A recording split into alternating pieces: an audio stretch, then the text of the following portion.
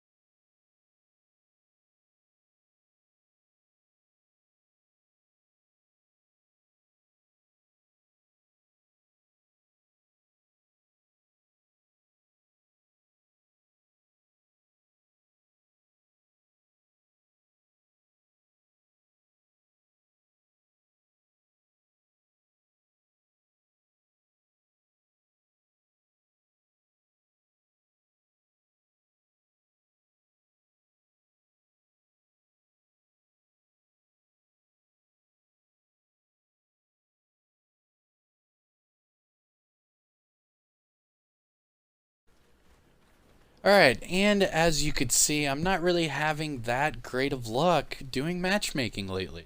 But I did reach challenge tier 15. So, yeah, woo! So what I'm doing currently is I'm going to start farming, getting my build together. That way I can do Eye of the Storm. But until then, I'm going to show you the build that I used to get all the way up to challenge tier 15. I love this build. It's not a bleed build. It's none of that. I did showcase something similar last week, but this is the final product, the final draft, as you will. So without further ado, let's get into the Devastator Expeditions build. Now, before we get into a deep dive into each piece of weaponry and gear, let's just do a quick overview. So I have 136,000 firearms, 120k anomaly power, 18.5k health, and 184k armor. So this build is pretty synergized. You can see that the anomaly is lacking, the most out of all of these, but you'll see why here in a second. But before we get into the deep dive into these gear pieces, let's talk about the skill tree. Alright, so for the skill tree, you have to spec into Seismic Shifter and then into Vanquisher. So I'm going to try to go through this as quickly as possible. I'm going to tell you exactly which ones to click on. So first up, leaving the Devastator and using your class points for Seismic Shifter, you want to choose the Anomaly Power, followed by Skill Leech. We are not going for bleed, melee, anything like that. Next up, Anomaly Power, and then Resistance Piercing. Again, we are not doing cooldown for the kinetic skills. We are only using the seismic shifting skills. Next up, Anomaly Power again, followed by Anomaly Bullets. Now this is one of the reasons why Anomaly Power is lower and the other attributes are a little bit higher. This one, for example, is called Anomaly Bullets. It increases your firepower by 15% of your anomaly power. So every time our anomaly power goes up, our firepower goes up with it. Next up, we are using seismic skills, so you want the seismic cooldowns. We are not speccing into bleed. Next up, again, anomaly power, followed by executioner. Now this one, it increases your damage by 20% against enemies below 30% of health. And then anomaly power again, followed by skill leech, and then we start getting all these cool talents. Now the first one is protected by anomaly. This one increases your armor bonus by 40% of your anomaly power. And then the next one is called Skilled Sentry. It increases your armor by 20% and your resistance by 20% seconds when your skills are done. And then of course Resistance Piercing. Again, you are not choosing the bleed talents. And then finally the Earth's Heritage, finishing your Seismic Shifter. And this gives you 50% skill damage for those seismic skills. Alright. That was a mouthful. So you still have 5 class points. This is how you want to spec into it for this build. You want to go weapon damage, armor piercing. Do not do shotguns because we're not using a shotgun. Then you want to do close range weapon damage, followed by armor piercing again, and then finally assault rifle damage. Now we are using an assault rifle as our primary weapon, so obviously this really does help us out with the DPS part of this build. Alright, so now that the skill tree is done, let's talk about the skills. I'm using all seismic skills. First up is the earthquake. I am using this for the damage, and I also get to use it twice before it goes on cooldown. Next up is tremor. I use this one primarily for all the little rushing enemies that just surround you and back you into a corner. This really does help you with that. And it does damage and heals you at the same time. Keeps up your survivability. And then next up I am using the Impale. This one I chose to go with damage and 2 targets instead of 1. So every time I use Impale, it actually impales 2 targets at once. And it's a lot of fun to use. Does a lot of damage to elite enemies. Alright, so now you know my skill tree and the skills I use. Let's talk about the gear. Starting up, let's do the weapons and then we'll talk about the gear. Now first up, my primary weapon is the Inferno Seed. This is a legendary assault rifle, 3-round burst. Now all this gear and all these weapons, besides this one right here, the Reaper, everything else is level 49. So just, for reference, if you want to wonder why all these numbers are big or, low compared to yours, it's because these are all level 49. So the Inferno Seed, level 49 legendary assault rifle. It's a 3-round burst with a 83.5k base firepower. Now it comes with crit damage, status power. Now the status power really does help us out with the mods that we chose for this weapon. And then also long range damage. I like having long range damage on this weapon because when I'm short range, I'm using all my skills. When I'm long range, I'm trying to proc all my crit shots and proc all my status effects. So it kind of balances out the build. So you use this 3-round burst for long range. Whenever they get close, use your skills, vice versa. Boom, you're done. Alright, for the mods that are on this weapon, I would highly recommend putting Winter Blast on this weapon.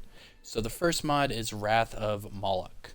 Crit shots will cause an explosion, dealing a 130k damage explosion and inflicts burn on the enemy. So you're inflicting burn and causing an explosion. Also, I rolled Winter Blast, like I just said. This is a must-have in my book because every critical hit shot you get, it creates a icy blast that inflicts freeze, not only on that target, but all targets within a 4-meter radius. So we are doing burn, freeze, and explosions all at once. I'll show you all the gameplay at the end of the build breakdown. So that's why we're using that. Now for my secondary, I just got this weapon and it's a lot of fun. So let's talk about it. This is the Reaper. It is the legendary LMG. and it normally comes with the ultimate weakening bullets, so shots inflict weakness. So what I did is I rolled weakness trap on top of there as well. So this has two tier 3 weapon mods that, have to do with weakness. So the weakness trap, shots cause explosions, dealing 38,000 damage, and inflicts weakness on the enemy and all enemies around them within a 5-meter radius. That's a lot of cool. It's just so much status. So my primary is doing explosions, burn, and freeze. My secondary is doing weakness and explosions and more weakness. Now for the secondary, it does armor piercing, healing received, and close range damage. So we have a long range damage, close range damage, and then use your skills. And then for the legendary pistol sidearm, this one I have improved freezing bullets and improved burning bullets. So the pistol as well does freeze and burn. So all of these are all status related, and they all do a lot of damage. Now for the gear, starting off with the mask. This is the cranium of a lost creature. This is the legendary mask that comes with power assimilation. Now that is a tier 3 mod that boosts your anomaly power by 9,500 for each elite that is present on the battlefield. So that's really good. It's all, captains and above. It's a lot of fun.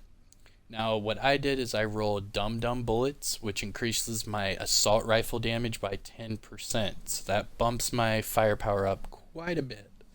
Now as far as the attributes, it comes with anomaly power, cooldown reduction, and skills life leech. So every time I'm using my skills, I get some of that health back, my skills come back faster, and they hit harder. Now for the chest piece, again, anomaly power, status power, and then close range damage. So this helps out my skills and my weapons. Now as far as the mods for this, I have the earthquake mod that lets me activate it one more time before cooldown, and then I also have damage absorber. I love this mod especially for survivability. It increases your armor and resistance at the same time. It's a no-brainer, and every time you level up, these numbers go up with it. They scale with whatever level the gear is, so you get more armor and resistance just by using it. That's how I get my armor up to that 184 mark, is from using the damage absorber mod. Now for the pants, bonus firepower, close range damage, and then healing received. So this goes well with my LMG.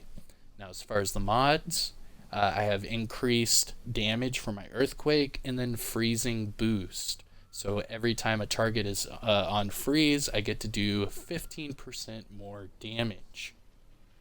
Now for this, pretty similar to the pants. Instead of this one is bullet kindling, and this deals 20% more damage against burning targets. So now I'm dealing more damage against freeze and burn targets at once with weapons that do just that. Now for the attributes for the gloves, anomaly power, long range damage, and status power.